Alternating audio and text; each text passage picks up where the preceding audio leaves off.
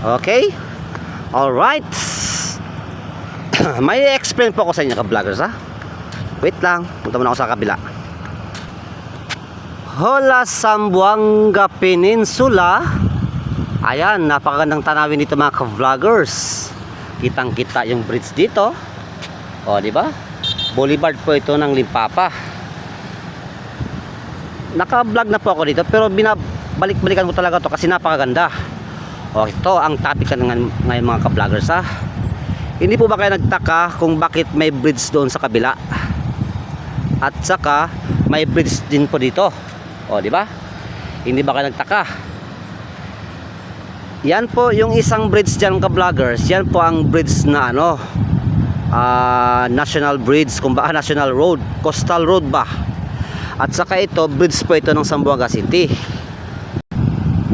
Doon, bridge din po yan ng Zamboanga City kasi nakadikit dito eh. Pero going to Zamboanga del Norte yan ka-vloggers. Pangsamantalang kaming dumadaan, dito kami dumadaan sa bridge ng Zamboanga City kasi hindi pa po yan tapos. So anong sa inyo yung ka-vloggers? Hindi ba kayo nagtaka kung bakit dalawa talaga ang bridge dito? O yan, di ba? Kitang-kita niyo dyan, di ba? Anong sa inyo dyan? What can you say about that? Bakit dalawa ang bridge dito sa Limpapa? Dahil po, dyan po yun ang daanan ng coastal road doon banda. At saka ito, this is a temporary para sa mga taga-norte. Pero at least, maganda, di ba? Ito ang pinakamagandang bridge dito sa Zamboanga City, sa Barangay Limpapa, ka-vloggers. Okay, see you again next time, baby!